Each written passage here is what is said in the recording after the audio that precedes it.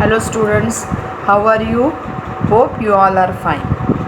In previous session we have learned about the dispersal of seeds, and in today's session we will learn about the reproduction of plants through the different body parts of plant. Yes, see, not all plants can grow through seeds. There are some plants which can grow from their different body parts. For example, some plants reproduce through stem, then roots, leaves and spore. Yes, so there are different types of plants. Means some plants bear flower and some are not. In flowering plants can grow through the seed, stem, root and leaves. Yes, so in non-flowering plant there is a special structure that is called spore, and non-flowering plants reproduce through spores. We will see one by one. Then the new plant from the body parts of plant, the first is stem.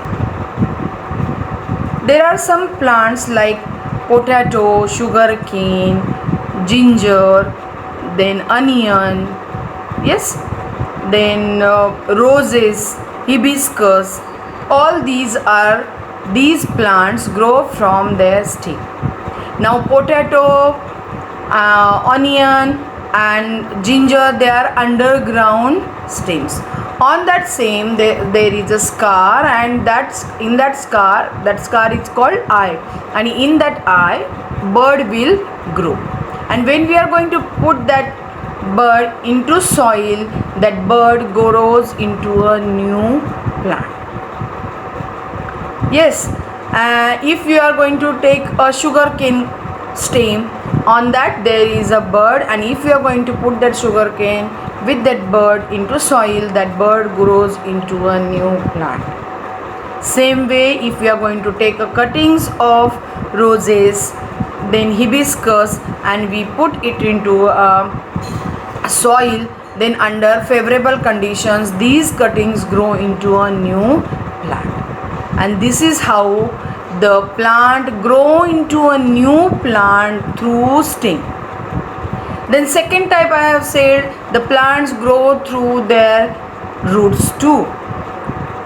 For example, carrot, turnip, then radish, all these plants grow through their roots.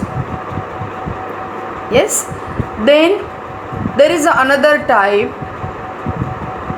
in that the plant grow through leaves. For example,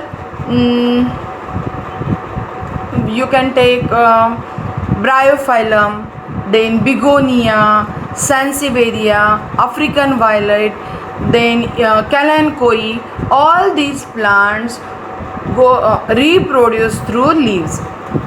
In bryophyllum, on the edge of that leaf there are birds, and that birds will grow into a new plant. When the birds fall on a moist soil, that grows into a new plant. The same way in begonia too, that plant, if you are going to put that leaf into a soil, then the birds will grow into a new plant. Yes, now the last one is the plants grow through spores. As I have told you, in non-flowering plant there is a special structure, and that is called spore, and through this spore the plant reproduces. The plants like fern, mosses, green algae, then mushrooms, these plants produce spores, and if these spores fall on moist soil, then it will grow into a new plant. Yes, this is how the different body parts grows into a new plant. Artificial vegetative reproduction. Plants reproduce both sexually and asexually. In plants, apart from fertilization, parts of stem, leaves and roots can also give rise to new plants.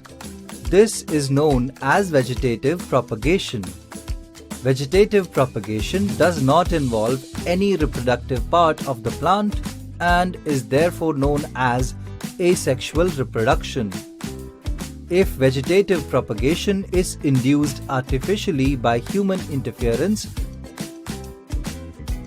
it is known as artificial vegetative reproduction. Artificial vegetative reproduction helps in growing plants with desirable characteristics like seedless fruits or even to increase the yield. Various methods of artificial vegetative reproduction include cutting, layering, grafting, and tissue culture. Cutting. In cutting method, a piece of either shoot, root, or leaf is taken to grow a new plant. Rose and mulberry are grown from a piece of their shoot.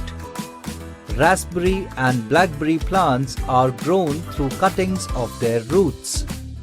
Bryophyllum and epiphyllum are grown through cuttings of their leaves.